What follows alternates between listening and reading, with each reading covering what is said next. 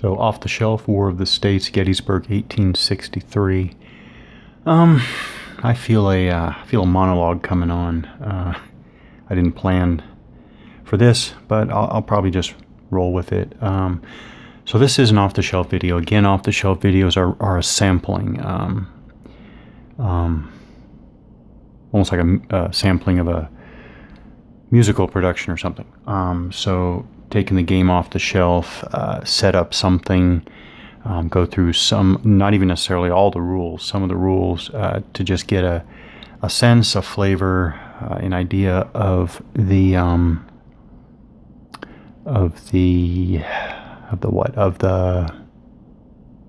I just realized Heath's first half of his division should be oriented another way tactically. Okay. It's a sampling, and nothing more really. It's just to get a little flavor of the game. So I want to make that clear up front because definitely been playing some things wrong. But I'm going to back up for how this even started. So to be clear, I went on the Avalanche Press website and I pulled down, printed out for some separate reading, and it's not an example of play. It's more of it's not really an AAR either, but it's a session report. I guess it's more of a session report. So reading through the session report, it was like, oh, I completely missed something. So what I'm going to do is I am going to go back to, and I haven't done it yet. That's right where I'm at. I'm going to go back into the rules and see how and where I missed this, and that might spur some more commentary. But basically, I missed a complete step. So first of all, I am correct, I think, that you need to figure out who the Army commanders are. Obviously, for Gettysburg, they are Lee and Meade. They are not on the map or in the game at this point at all. But again, I need the pieces because I need their initiative. 5 for Meade, 4 for Lee. So I dug through the counter mix and pulled their counters out and put them to the side of the map so that I could remember their values. So I think they do call it an order of battle step. Each side is rolling a 6-sided die and adding the Army commander's initiative. Whichever side wins that initiative gets to decide who is going to try to activate first. So that's one die roll and mechanic. Then whoever's going to go first rolls against their initiative. So Lee or Meade, in this case, is going to roll a 6-sided die against their initiative. Again, that sounds the same, except now you're going to subtract the die roll from that initiative to figure out how many formations really that side is going to be able to attempt to activate. Okay. Then I thought I was just going from there. But I'm pretty sure I missed this. So let's just say Lee wins the order of battle and chooses to go first. Then Lee rolls and gets to activate at least one formation.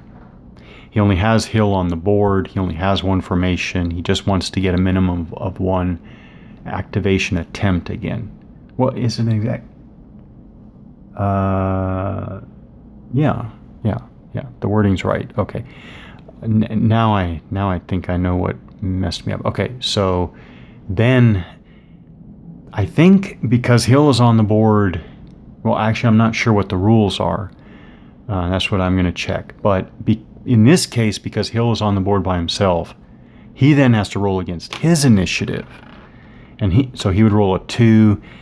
His initiative, if you can see that, is 4. And so he would be able to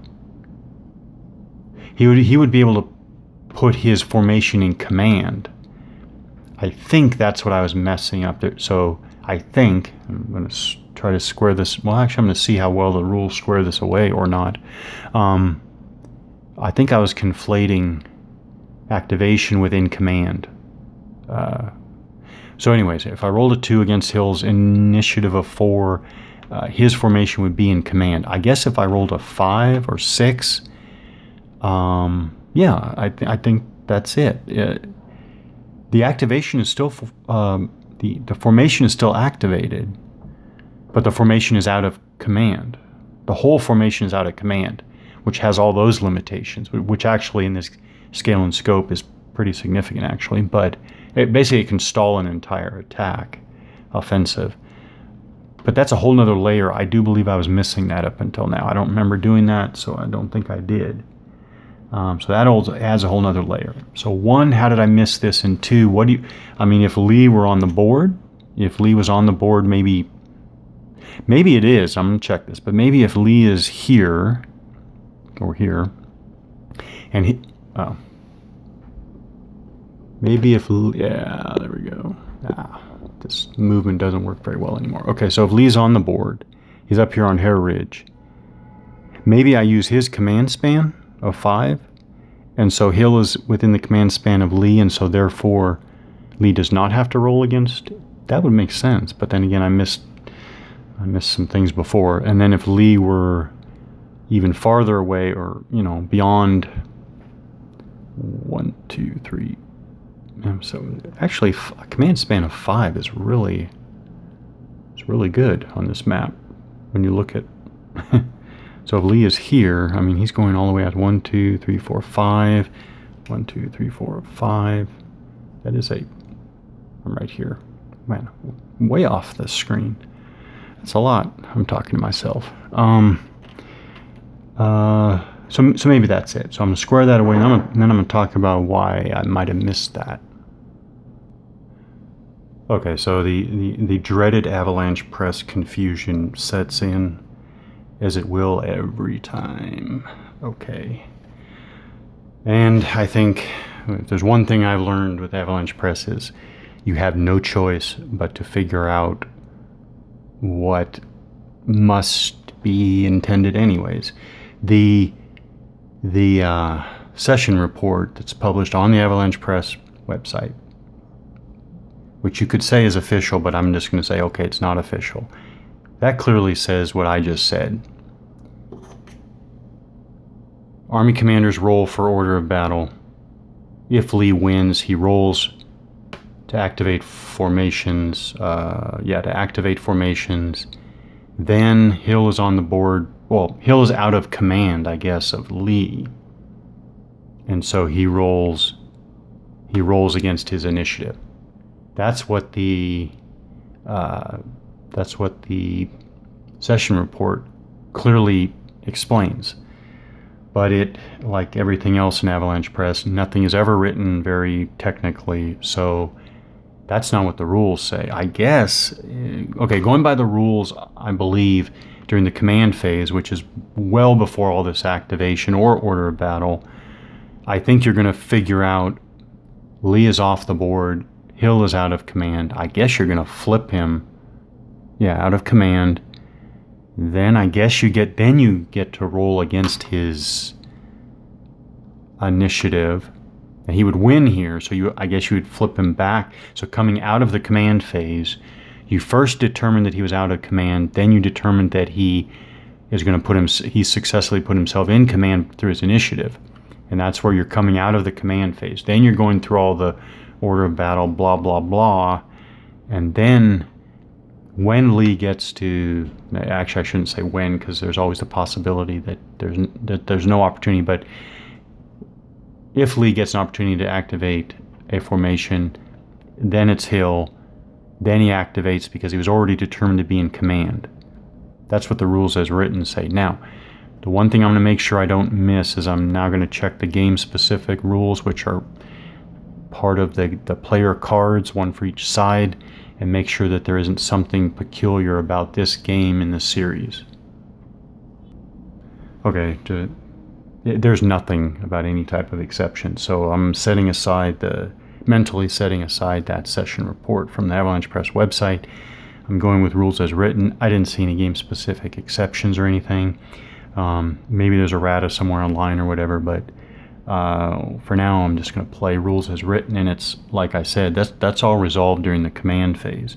So coming out of the command phase, you know who is in or out of command, because you're still going to go through the activation procedure. So out of command units, out of command formations, which are made up of out of command units, are still going to activate with the penalties.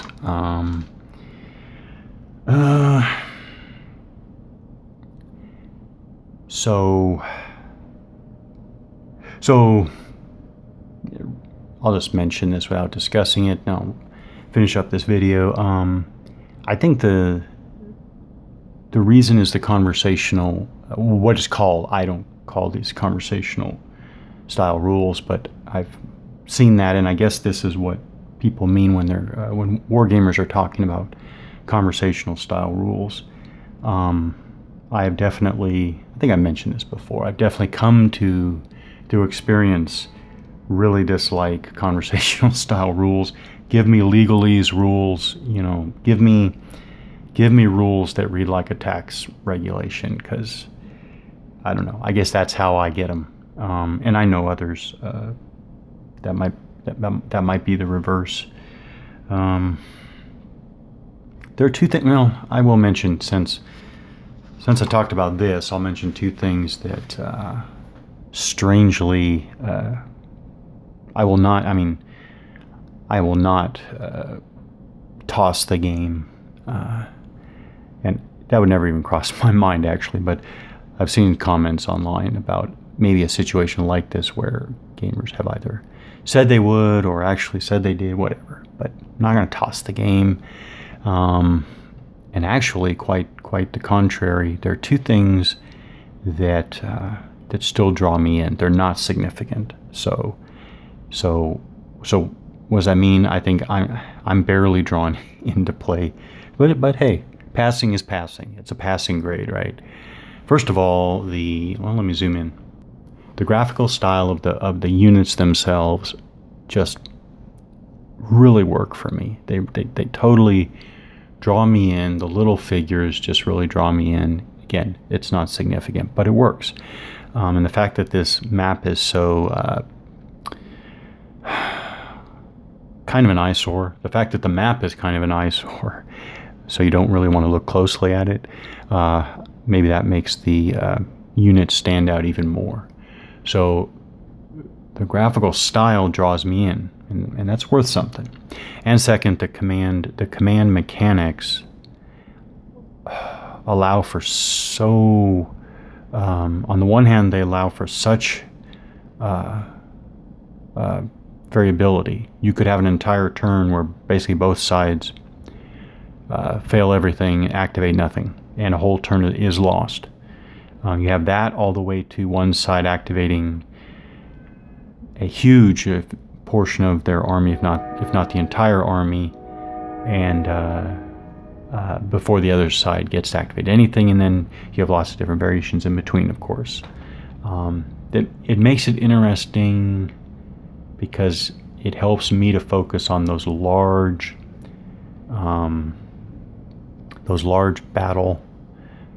army commander decisions. Basically, when are you going to go in for the main effort? Where are you going to go in? How are you going to sequence your attacks in very broad terms? Nothing detailed here at all. So that's, I don't know. I find myself still drawn in. No, I'd never said anything for why I even started this off-the-shelf video series, is that I was looking for a complete change of pace. Sometimes I have to clear the palette, so to speak, and so after I've been playing a particular either series or even just a scale and scope or time period or whatever, once I've been playing